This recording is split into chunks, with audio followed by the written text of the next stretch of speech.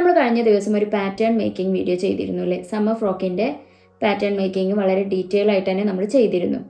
അപ്പം അതിൽ ഒരുപാട് ആളുകൾ അവരുടെ ഡൗട്ട്സും കാര്യങ്ങളും ഒക്കെ ചോദിച്ചിരുന്നു. അപ്പോൾ അവർക്ക് വേണ്ടിയിട്ടുള്ള ഒരു വീഡിയോ ആണ് ഇന്ന് നമ്മൾ ചെയ്യുന്നത്.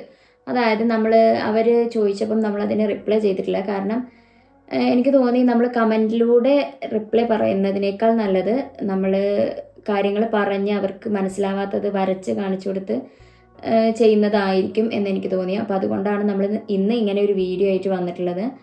അപ്പം ഇന്ന് അവർക്ക് അവരുടെ ആ ഒരു ഡൗട്ട് ക്ലിയർ ചെയ്തുകൊണ്ടുള്ള ഒരു വീഡിയോ ആണെന്ന് നമുക്ക് പറയാം. അപ്പോൾ നമുക്ക് വീഡിയോയിലേക്ക് പോകുന്നതിന് മുന്നേ ആയിട്ട് നിങ്ങൾ നമ്മുടെ ചാനൽ ഫസ്റ്റ് ടൈമാണ് കാണുന്നതെന്നുണ്ടെങ്കിൽ നമ്മുടെ ചാനലിൽ ഇപ്പോൾ അപ്ലോഡ് ചെയ്തുകൊണ്ടിരിക്കുന്ന വീഡിയോസ് എന്ന് പറയുന്നത് ഫാഷൻ ഡിസൈനിങ് പഠിക്കാൻ ഇൻട്രസ്റ്റ് ഉള്ളവർക്ക് വേണ്ടിയിട്ടുള്ള വീഡിയോസാണ്. അതായത് നമ്മൾ ഫാഷൻ ഡിസൈനിങ്ങിൻ്റെ ബേസിക്സ് മുതൽ ഓരോ കാര്യങ്ങളും ഓരോ എപ്പിസോഡ്സ് ആയിട്ടും അപ്ലോഡ് ചെയ്യുന്നുണ്ട്. അപ്പോൾ നിങ്ങൾക്ക് ഇൻട്രസ്റ്റ് ഉണ്ടെന്നുണ്ടെങ്കിൽ നമ്മുടെ ചാനലൊന്ന് വിസിറ്റ് ചെയ്യുക, സബ്സ്ക്രൈബ് ചെയ്ത് സപ്പോർട്ട് ചെയ്യുക. അതുപോലെ തന്നെ നിങ്ങൾ ലൈക്ക് ചെയ്യാൻ മറക്കരുത്. നമ്മുടെ വീഡിയോ എടുത്ത് നോക്കുമ്പം നമുക്ക് വ്യൂസ് അത്യാവശ്യം കുഴപ്പമില്ലാത്ത രീതിയിലുണ്ട്, പക്ഷേ നമുക്ക് ലൈക്ക് വളരെ കുറവാണ്. സോ നിങ്ങൾ വീഡിയോ കാണുമ്പോൾ തന്നെ ഒന്ന് ലൈക്ക് ചെയ്യാൻ വേണ്ടിയിട്ട് ശ്രമിക്കുക.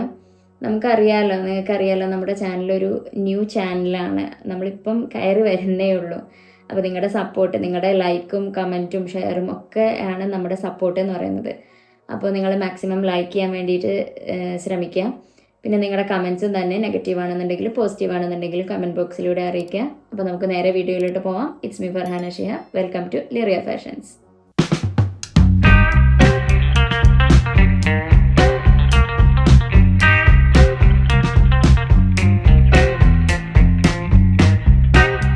അപ്പോൾ നമ്മുടെ ഫസ്റ്റ് കമൻറ്റ് നോക്കുകയാണെന്നുണ്ടെങ്കിൽ നമ്മുടെ ഫാഷൻ ഡിസൈനിങ്ങിൻ്റെ നോട്ട്സ് തരുമോ എന്നുള്ളതാണ് നമ്മുടെ സബ്സ്ക്രൈബർ ചോദിച്ചിട്ടുള്ളത്. കംപ്ലീറ്റ് ആയിട്ടുള്ളൊരു നോട്ട് തരുമോ എന്നുള്ളതാണ് പറഞ്ഞിട്ടുള്ളത്. അപ്പം കാര്യം കാര്യം തന്നെയാണ്. കാര്യം നമ്മൾ പഠിക്കുമ്പം അതിൻ്റേതായ ഒരു രീതിയിൽ പഠിക്കുക എന്നുള്ളത് വളരെ നല്ലൊരു കാര്യം തന്നെയാണ്. പക്ഷേ ഈ ഒരു സിറ്റുവേഷനിൽ നമുക്ക് നോട്ട് പ്രിപ്പയർ ചെയ്യാനുള്ളൊരു സിറ്റുവേഷൻ അല്ല എന്നെനിക്ക് തോന്നുന്നുണ്ട്. കാരണം നമുക്കറിയാമല്ലോ, നമ്മുടെ മാർച്ച് മാസമാണ് നമ്മുടെ മക്കൾക്കൊക്കെ എക്സാംസൊക്കെ കാര്യങ്ങളൊക്കെ നടക്കുന്ന മാസമാണ്.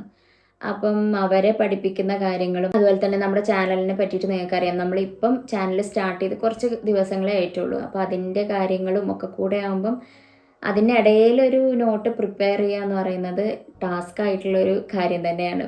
അപ്പം ഇപ്പം നമുക്ക് നോട്ട് ചെയ്യാൻ വേണ്ടിയിട്ട് പറ്റില്ല, പക്ഷേ പിന്നീട് നമുക്ക് നോക്കാം. നമുക്ക് നോട്ട് പ്രിപ്പയർ ചെയ്തുകൊണ്ട് ഞാൻ PDF ആയിട്ടോ എങ്ങനെയൊക്കെ നിങ്ങൾക്ക് ഷെയർ ചെയ്യാം. അത് ഇപ്പോഴല്ല, കുറച്ചുകൂടി നമ്മൾ ഒന്നുകൂടി കാര്യങ്ങളൊക്കെ പഠിച്ച് ശരിയാവട്ടെ. ഇപ്പം നമ്മൾ പുതിയ ചാനലായതുകൊണ്ട് തന്നെ അതിൻ്റേതായിട്ടുള്ള കുറേ കാര്യങ്ങളും ടെക്നിക്കൽ പരമായിട്ടുള്ള കുറേ കാര്യങ്ങളൊക്കെ നമുക്ക് നോക്കേണ്ടതുണ്ട്. അപ്പോൾ അതുകൊണ്ട് തന്നെ എല്ലാത്തിനും കൂടെ ടൈം നമുക്ക് കിട്ടിക്കൊള്ളണമെന്നില്ല. അപ്പോൾ അതുകൊണ്ട് കുറച്ചുകൂടി നമ്മളൊന്ന് ശരിയാവട്ടെ, എന്നിട്ട് നമുക്ക് നോട്ടിൻ്റെ കാര്യം ആലോചിക്കാം കേട്ടോ. പിന്നെ ഒരുപാട് പേര് പറഞ്ഞിരുന്നത് പാറ്റേൺ പേപ്പർ കിട്ടുന്നില്ല എന്നായിരുന്നു. പാറ്റേൺ പേപ്പർ ഓൺലൈനിൽ ഞാൻ നോക്കിയിട്ടുണ്ടായിരുന്നു, പക്ഷേ ഓൺലൈനിൽ റോളായിട്ടാണ് വരുന്നത്. അതും നമുക്ക് ഗ്രെയിൻ ലൈൻസ് ഒന്നും വരാത്ത പേപ്പേഴ്സാണ് വരുന്നത്. അത് നമ്മൾ ഗിഫ്റ്റൊക്കെ റാപ്പ് ചെയ്തെടുക്കാൻ അങ്ങനെയൊക്കെ, അല്ലെങ്കിൽ ബൊക്കെയൊക്കെ ചെയ്തെടുക്കാൻ ഒക്കെ യൂസ് ചെയ്യുന്ന പേപ്പേഴ്സാണെന്ന് എനിക്ക് തോന്നുന്നുണ്ട്. ഗ്രാഫ്റ്റ് പേപ്പേഴ്സ് എന്നാണ് അതിൽ കാണിക്കുന്നത്. അതല്ലാതെ പാറ്റേൺ പേപ്പേഴ്സ് എന്ന് പറഞ്ഞിട്ട് ഓൺലൈനിൽ അവൈലബിൾ അല്ല എന്നാണ് എനിക്ക് തോന്നുന്നത്. ഞാൻ ഒരുപാട് സെർച്ച് ചെയ്ത് നോക്കി, പക്ഷേ എനിക്ക് കിട്ടിയില്ല. ഇനി നിങ്ങൾക്ക് ആർക്കെങ്കിലും കിട്ടിയിട്ടുണ്ട് എന്നുണ്ടെങ്കിൽ അത് നിങ്ങളൊന്ന് കമൻറ്റിൽ മെൻഷൻ ചെയ്യുക കേട്ടോ. കാരണം നമ്മുടെ വീഡിയോസ് കാണുന്നവരിൽ ഭൂരിഭാഗം പേരും പാറ്റേൺ പേപ്പർ കിട്ടിയിട്ടില്ല എന്ന് തന്നെയാണ് പറയുന്നത്. അപ്പോൾ അവർക്ക് കൂടി ഒന്ന് യൂസ്ഫുൾ ആയിക്കോട്ടെ. അപ്പോൾ നിങ്ങൾക്ക് ആർക്കെങ്കിലും കിട്ടിയിട്ടുണ്ട് എന്നുണ്ടെങ്കിൽ അതിൻ്റെ ലിങ്ക് ഒന്ന് കമൻറ്റിലൊന്ന് മെൻഷൻ ചെയ്യുക. പാറ്റേൺ പേപ്പർ എവിടെ കിട്ടും എന്നുള്ളത് ഒരുപാട് പേര് ചോദിച്ചിട്ടുണ്ട്. അത് നമുക്ക് നമ്മുടെ പേപ്പർ മാർട്ടുകളിൽ അങ്ങനെയുള്ള ഷോപ്പുകളിലൊക്കെ ആയിരിക്കും കിട്ടുന്നത്. അപ്പോൾ നിങ്ങൾ അത്രയ്ക്ക് ടൗണിലല്ല താമസിക്കുന്നത് എന്നുണ്ടെങ്കിൽ നിങ്ങളുടെ അടുത്തുള്ള ടൗണിലൊക്കെയുള്ള പേപ്പർ മാർട്ടൊക്കെ ഉണ്ടല്ലോ, അവിടെയൊക്കെ ഒന്ന് പോയി ചോദിച്ച് നോക്കുക. അപ്പോൾ നിങ്ങൾക്ക് കിട്ടാൻ ചാൻസ് ഉണ്ട്. ഞാനും ഒരു പേപ്പർ മാർട്ടിൽ നിന്ന് തന്നെയാണ് ഈ പാറ്റേൺ പേപ്പറും ബാക്കിയുള്ള കാര്യങ്ങളൊക്കെ പർച്ചേസ് ചെയ്യാറുള്ളത്. അപ്പോൾ പേപ്പർ മാർട്ടിൽ ഉണ്ടാവേണ്ടതാണ്. ഇനി നിങ്ങളുടെ അടുത്തുള്ള ടൗണിലുള്ള പേപ്പർ മാർട്ടിലൊന്ന് പോയി നോക്കുക. അവിടെ നിന്നും കിട്ടിയിട്ടില്ല എന്നുണ്ടെങ്കിൽ വേറൊരു ഓപ്ഷൻ എന്ന് പറയുന്നത്, ഞാൻ പർച്ചേസ് ചെയ്യുന്ന ഷോപ്പിൽ ഞാൻ വിളിച്ച് നോക്കിയിട്ടില്ല, അത് നെക്സ്റ്റ് വീഡിയോയിൽ ഞാൻ ഡീറ്റെയിൽ ആയിട്ട് പറയാം. ഞാൻ അവർക്കൊന്ന് വിളിച്ച് നോക്കട്ടെ, അവരോട് കൊറിയർ സർവീസ് അവൈലബിൾ ആണോ എന്ന് ചോദിച്ചു നോക്കട്ടെ. അപ്പം അവർ എന്താണ് റിപ്ലൈ പറയുന്നുള്ളത് എനിക്കറിയില്ല, അത് ഞാൻ നെക്സ്റ്റ് വീഡിയോയിൽ പറയാം കേട്ടോ. അപ്പോൾ അവർ ഓക്കെ കൊറിയർ ഉണ്ട് എന്ന് പറഞ്ഞു കഴിഞ്ഞാൽ ഞാനത് നമ്പറും കാര്യങ്ങളും ഡീറ്റെയിൽസൊക്കെ നിങ്ങൾക്ക് ഷെയർ ചെയ്യുക. അപ്പോൾ നിങ്ങൾക്ക് ഡയറക്റ്റ് അവരെ കോൺടാക്റ്റ് ചെയ്ത് നിങ്ങൾക്ക് വാങ്ങിക്കാവുന്നതാണ്. പക്ഷേ അതിനേക്കാൾ നിങ്ങൾക്ക് നല്ലത് അടുത്ത ഏതെങ്കിലും ടൗണിൽ പോയിട്ട് വാങ്ങിക്കുന്നതാണ്. കാരണം ഇവർ കൊറിയർ ചെയ്യുമ്പം എന്തായാലും നമുക്ക് ഷിപ്പിംഗ് ചാർജും കാര്യങ്ങളും ഒക്കെ എക്സ്ട്രാ ആയിട്ട് വരും.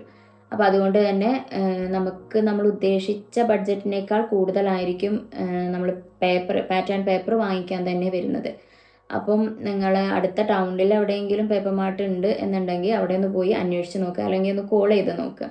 നമ്മൾ മാപ്പിലൊക്കെ നോക്കിക്കഴിഞ്ഞാൽ അറിയാം നിയറസ്റ്റ് പേപ്പർ മാർട്ട് എന്നൊക്കെ സെർച്ച് ചെയ്ത് കഴിഞ്ഞാൽ നമുക്ക് മനസ്സിലാവും. അവരുടെ കോൺടാക്ട് ഡീറ്റെയിൽസും കൊടുത്തിട്ടുണ്ടാവും. അപ്പോൾ അവർക്കൊന്ന് വിളിച്ച് നോക്കുക.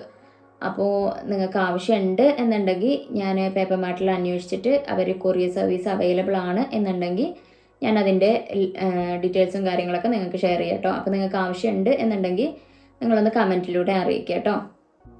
പിന്നെ നമ്മുടെ ഒരു സബ്സ്ക്രൈബർ ചോദിച്ചിട്ടുണ്ടായിരുന്നത് നമുക്ക് ആവശ്യമായിട്ടുള്ള ഫാബ്രിക്, അതായത് ഒരു ഗാർമെൻറ്റ് കണ്ടു കഴിഞ്ഞാൽ അതിന് എത്ര ഫാബ്രിക് ആവശ്യമായിട്ട് വരും എന്നുള്ളത് നമ്മൾ എങ്ങനെ മനസ്സിലാക്കും എന്നുള്ളത് ചോദിച്ചിട്ടുണ്ടായിരുന്നു. അപ്പം എനിക്ക് തോന്നുന്നു അതിന് നമുക്ക് പ്രാക്ടീസ് തന്നെയാണ് വേണ്ടത്. നമ്മൾ ഓരോ കാര്യങ്ങളും ചെയ്ത് പഠിക്കുമ്പോഴാണ് നമുക്ക് ഓരോ കാര്യങ്ങളും മനസ്സിലാവുന്നത്. ഇതിന് എത്ര ഫാബ്രിക് വേണം, അല്ലെങ്കിൽ ഇവിടെ എങ്ങനെ ചെയ്യണം, അങ്ങനെ ഓരോ കാര്യങ്ങളും പുതിയ പുതിയ ഡിസൈൻസൊക്കെ നമ്മൾ ചെയ്ത് പഠിക്കുമ്പോഴാണ് നമുക്ക് ഓരോ കാര്യങ്ങളും മനസ്സിലാവുന്നത്. അപ്പം നമ്മൾ പ്ലേറ്റ്സ് ഒക്കെ കൊടുക്കുകയാണെന്നുണ്ടെങ്കിൽ ആ ഒരു പ്ലേറ്റിന് എത്ര മീറ്റർ വേണം എന്നുള്ളത് നമുക്ക് മനസ്സിലാക്കാൻ പറ്റും. അതെങ്ങനെയാണെന്നുള്ളത് നമ്മൾ പ്ലേറ്റ്സ് ഒക്കെ ചെയ്ത് ഗാർമെൻറ്റ്സ് ഒക്കെ ചെയ്യുമ്പം ഞാൻ ആ ഒരു വീഡിയോയിൽ പറയാം. അപ്പം അതിനൊരു ഇക്വേഷനും കാര്യങ്ങളൊക്കെ ഉണ്ട്. അപ്പോൾ അത് നമ്മൾ ഈ ഒരു വീഡിയോയിൽ പറഞ്ഞു കഴിഞ്ഞാൽ ഇപ്പം നിങ്ങൾ ആകെ കൺഫ്യൂസ്ഡ് ആവും. കാരണം നമ്മൾ അതുമായിട്ട് റിലേറ്റഡ് ആയിട്ടല്ലല്ലോ നമ്മൾ ഈ ഒരു വീഡിയോ ചെയ്യുന്നത്. അപ്പോൾ നമുക്ക് അങ്ങനെ പ്ലേറ്റ്സ് ഒക്കെ വരുന്ന ഡ്രസ്സ് ചെയ്യുമ്പം ഞാൻ ഉറപ്പായിട്ട് നിങ്ങൾക്ക് അതിൻ്റെ കാര്യങ്ങളും ഒക്കെ ഞാൻ പറഞ്ഞുതരാം. അപ്പോൾ നമ്മൾ പ്ലേറ്റ്സ് ഒക്കെ ചെയ്യുമ്പം നമുക്ക് കറക്റ്റ് ആ ഒരു മെഷർമെൻറ്റ് പ്ലേറ്റ്സിന് മാത്രമായിട്ടുള്ള എത്ര മീറ്റർ വേണം എന്നുള്ളത് നമുക്ക് മനസ്സിലാക്കാൻ പറ്റും. പക്ഷേ മറ്റുള്ള ഗാർമെൻറ്റ്സൊക്കെ, അതായത് നമ്മൾ ഗ്യാദേഴ്സ് കൊടുക്കുമ്പം അങ്ങനെയൊക്കെ വരുമ്പം നമുക്ക് എത്ര വേണം എന്നുള്ളത് നമുക്ക് കറക്റ്റ് മനസ്സിലാക്കാൻ പറ്റില്ല എന്നാണ് എനിക്ക് തോന്നുന്നത്. നമ്മൾ പ്രാക്ടീസ് ചെയ്ത് തന്നെ പഠിക്കണം. അങ്ങനെ ആകുമ്പോൾ മാത്രമേ നമുക്ക് ഓരോ മോഡൽ ഗാർമെൻറ്റ്സിനും എത്ര ക്ലോത്ത് വേണം എന്നുള്ളത് മനസ്സിലാക്കാൻ വേണ്ടിയിട്ട് പറ്റുള്ളൂ. പിന്നെ ഒരുപാട് ആളുകൾ ചോദിച്ചിട്ടുണ്ടായിരുന്നത് നമ്മൾ സമ്മർ ഫ്രോക്കിൻ്റെ ആണല്ലോ പാറ്റേൺ ചെയ്തിരുന്നത്. അപ്പോൾ അതിൽ ചെറിയ ആം ഹോളാണ് വരുന്നത്. അപ്പോൾ അതെന്താ ഇത്രയും ചെറിയ ആം ഹോൾ വരുന്നത് എന്നുള്ളത് ചോദിച്ചിട്ടുണ്ടായിരുന്നു. അതുപോലെ തന്നെ നമ്മൾ ചെസ്റ്റ് ലൈനിൻ്റെ നമ്മൾ പാറ്റേൺ മേക്കിങ്ങിൻ്റെ വീഡിയോ കണ്ടവർക്ക് ഞാൻ ഈ പറയുന്ന കാര്യങ്ങൾ കണക്ട് ചെയ്യാൻ വേണ്ടിയിട്ട് പറ്റുള്ളൂ കേട്ടോ. അപ്പോൾ നിങ്ങൾ ആ ഒരു വീഡിയോ കണ്ടിട്ടില്ല എന്നുണ്ടെങ്കിൽ ഞാനതിവിടെ മെൻഷൻ ചെയ്യാം. അപ്പോൾ നിങ്ങളത് മാക്സിമം സ്കിപ്പ് ചെയ്യാതെ കാണാൻ വേണ്ടിയിട്ട് ശ്രമിക്കുക. അങ്ങനെയാണെങ്കിൽ മാത്രമേ നിങ്ങൾക്ക് കാര്യങ്ങൾ മനസ്സിലാവുള്ളൂ. അപ്പം ഞാനതിവിടെ മെൻഷൻ ചെയ്യാം. അപ്പോൾ നിങ്ങൾ അത് പോയി കണ്ടതിന് ശേഷം മാത്രം ഈ ഒരു വീഡിയോ കാണാൻ വേണ്ടിയിട്ട് ശ്രമിക്കുക. അല്ലാതെ ഞാൻ ഈ പറയുന്ന കാര്യങ്ങൾ ഒന്നും നിങ്ങൾക്ക് മനസ്സിലാവില്ല. അപ്പം ആ വീഡിയോ നിങ്ങൾ കാണുക കേട്ടോ. അപ്പോൾ നമ്മുടെ മറ്റൊരു സബ്സ്ക്രൈബർ ചോദിച്ചിട്ടുണ്ടായിരുന്നത് എന്താണെന്ന് വെച്ച് കഴിഞ്ഞാൽ നമ്മുടെ ചെസ്റ്റ് ലൈനിൽ നിന്ന് നമ്മൾ 1 ഇഞ്ച് മുകളിലേക്ക് മാർക്ക് ചെയ്തിട്ടുണ്ടായിരുന്നല്ലോ, അത് എന്തിനാണ് നമ്മൾ മാർക്ക് ചെയ്തത് എന്നുള്ളതായിരുന്നു. അപ്പോൾ ഈ ഒരു 2 ക്വസ്റ്റ്യൻ്റെ ആൻസർ എനിക്ക് തോന്നുന്നു നമ്മൾ പേപ്പറിൽ കാണിച്ചു തരുന്നതായിരിക്കും നല്ലത്. അപ്പോൾ ഞാൻ ക്യാമറയിൽ നിന്ന് സെറ്റ് ചെയ്യട്ടെ കേട്ടോ. അപ്പോൾ ഇതാണ് കേട്ടോ നമ്മൾ ക്രിയേറ്റ് ചെയ്തെടുത്തിട്ടുള്ള പാറ്റേൺ എന്ന് പറയുന്നത്. ഇത് ഫ്രണ്ട് പാർട്ട്, ഇത് ബാക്ക് പാർട്ട്, ഇത് ടാഗ് പീസ്. അപ്പോൾ നമ്മുടെ സബ്സ്ക്രൈബർ ചോദിച്ചിട്ടുണ്ടായിരുന്ന ഡൗട്ട് എന്ന് പറയുന്നത് ആം ഹോൾ എന്താണ് ഇത്രയും ചെറുതായിട്ട് വന്നിട്ടുള്ളത് എന്ന്. അപ്പോൾ നമ്മുടെ സമ്മർ ഫ്രോക്ക് എന്ന് പറയുമ്പം അതിൻ്റെ ഏകദേശം ഒരു സ്ട്രക്ചർ ഞാൻ പെട്ടെന്ന് വരച്ചെടുത്തതാണ് കേട്ടോ. അപ്പോൾ ഇതാണ് നമ്മുടെ സമ്മർ ഫ്രോക്കിൻ്റെ ഏകദേശം ഒരു സ്ട്രക്ചർ എന്ന് പറയുന്നത്. അതായത് നമുക്ക് ഇവിടം വരെ നമ്മുടെ നെക്ക് സ്റ്റാർട്ട് ചെയ്തിട്ട് ജസ്റ്റ് ഒരു ചെറിയൊരു ആം ഹോൾ കൊടുത്തിട്ട് ഇവിടുന്ന് നമ്മൾ ടാഗ് പീസാണ് അറ്റാച്ച് ചെയ്ത് കൊടുക്കുന്നത്. നേരെ മറിച്ച് നമ്മൾ നോർമൽ ഒരു ഫ്രോക്ക് നോക്കുകയാണെന്നുണ്ടെങ്കിൽ നമുക്ക് ഇത്രയും പോർഷൻസ് ഇവിടെ ഇപ്പം നമ്മൾ ചെസ്റ്റ് ലൈനാണല്ലോ ഫസ്റ്റ് മാർക്ക് ചെയ്തത്. നമ്മൾ പാറ്റേൺ ക്രിയേറ്റ് ചെയ്തപ്പം ഇവിടുന്ന് ഫസ്റ്റ് ഒന്ന് 2 ഇഞ്ച് ഒഴിച്ചു വിട്ടു. നമ്മളത് സീമൊക്കെ ആഡ് ചെയ്ത് കൊടുക്കാൻ വേണ്ടിയിട്ടാണെന്ന് ഞാൻ പറഞ്ഞിരുന്നു. അപ്പോൾ അത് കഴിഞ്ഞ് ഇവിടെ നിന്ന് താഴത്തോട്ട് നമ്മൾ ചെസ്റ്റ് ലൈനാണ് മാർക്ക് ചെയ്തിരുന്നത്. ചെസ്റ്റ് ലൈൻ എന്ന് പറയുമ്പം നമുക്ക് ഇവിടെയാണ് ചെസ്റ്റ് ലൈൻ വരുന്നത്. നമ്മുടെ ആം ഹോള് എൻഡ് ചെയ്യുന്ന ഭാഗമാണ് ചെസ്റ്റ് ലൈൻ എന്ന് പറയുന്നത്. അപ്പം ഈ ഒരു ചെസ്റ്റ് ലൈനിൽ നിന്ന് 1 ഇഞ്ച് മുകളിലോട്ട് മാത്രമാണ് നമ്മൾ എടുത്തിട്ടുള്ളത്. അപ്പോൾ അത്രയും ആം ഹോൾ മാത്രമേ നമുക്ക് വരുള്ളൂ. ബാക്കി നമ്മൾ ഈ ഒരു ടാഗ് പീസ് വെച്ചിട്ടാണ് ചെയ്യുന്നത്. അതുകൊണ്ടാണ് നമ്മുടെ ആം ഹോൾ ഇത്രയും ചെറുതായിട്ടുള്ളത്. നേരെ മറിച്ച് ഈ ഒരു നോർമൽ ഫ്രോക്ക് അങ്ങനെയൊക്കെ നോക്കുകയാണെന്നുണ്ടെങ്കിൽ ഇവിടെയാണ് ചെസ്റ്റ് ലൈൻ വരുന്നത്. ഇത്രയും ഭാഗം നമുക്ക്, അതായത് ഈ ഒരു ഷോൾഡറിൻ്റെ ഭാഗം വരുന്നത് വരെയും നമുക്ക് ആം ഹോള് കിട്ടുന്നുണ്ട്. പക്ഷേ ഈ ഒരു കേസ് നോക്കുകയാണെന്നുണ്ടെങ്കിൽ നമുക്ക് ഷോൾഡറിൻ്റെ അതുവരെ കിട്ടുന്നില്ല, അതിൻ്റെ പകുതി പോലും നമുക്ക് കിട്ടുന്നില്ല. ജസ്റ്റ് ഒരു 1 ഇഞ്ച് നമ്മൾ കയറ്റി വരച്ച് കൊടുത്ത് അവിടെ നിന്നാണ് നമ്മൾ ഈ ഒരു ആം ഹോള് ചെയ്തെടുക്കുന്നത്.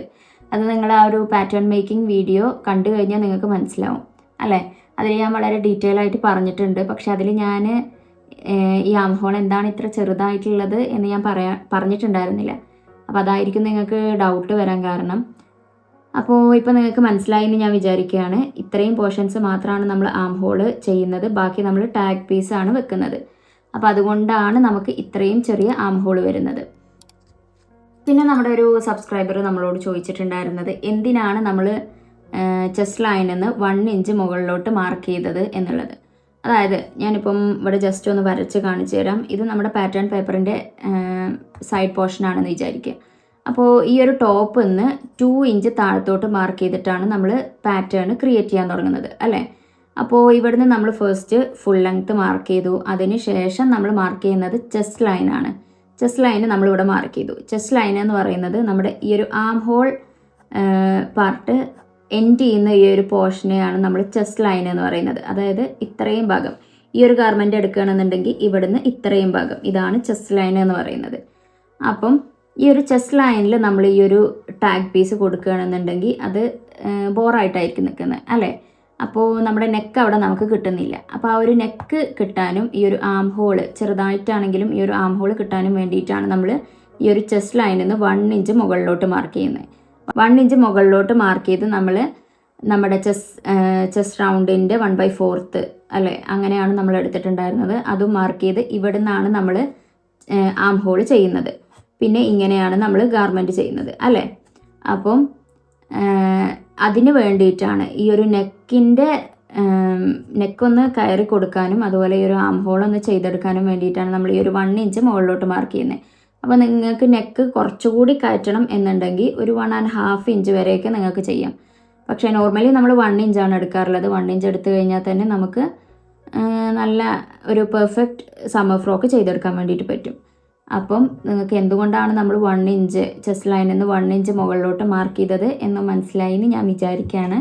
അപ്പോൾ ഇനി നിങ്ങൾക്ക് എന്തെങ്കിലും ഡൗട്ട് ഉണ്ടെന്നുണ്ടെങ്കിൽ കമൻറ്റിലൂടെ ചോദിച്ചാൽ മതി കേട്ടോ. അപ്പോൾ നിങ്ങൾ ചോദിച്ച ഡൗട്ടും കാര്യങ്ങളൊക്കെ നിങ്ങൾക്ക് ഇപ്പോൾ ക്ലിയർ ആയി എന്ന് ഞാൻ വിചാരിക്കുകയാണ്. നമ്മൾ എല്ലാ വീഡിയോയിലും പറയാറുണ്ട് നിങ്ങൾക്ക് ഡൗട്ട് ഉണ്ട് എന്നുണ്ടെങ്കിൽ കമൻറ്റിലൂടെ ചോദിച്ചാൽ മതി എന്നുള്ളത്. അപ്പോൾ നമ്മൾ കമൻറ്റിലൂടെ തന്നെയാണ് നോർമലി റിപ്ലൈയും ചെയ്യാറുള്ളത്. പക്ഷേ ഈ ഒരു കാര്യം നമ്മൾ സെപ്പറേറ്റ് ഒരു വീഡിയോ ആയിട്ട് ചെയ്യാൻ കാരണം എന്താണെന്ന് വെച്ച് കഴിഞ്ഞാൽ നമ്മൾ എന്ത് കാര്യവും പഠിക്കുമ്പം അത് ക്ലിയർ ആയിട്ട് പഠിച്ചിട്ടില്ല എന്നുണ്ടെങ്കിൽ നമ്മൾ നെക്സ്റ്റ് എന്തെങ്കിലും പഠിക്കുമ്പം അതും നമുക്ക് മനസ്സിലാവാൻ ചാൻസ് ഇല്ല, ഈ പഠിച്ച കാര്യം നമുക്ക് മനസ്സിലാവാൻ പോണില്ല.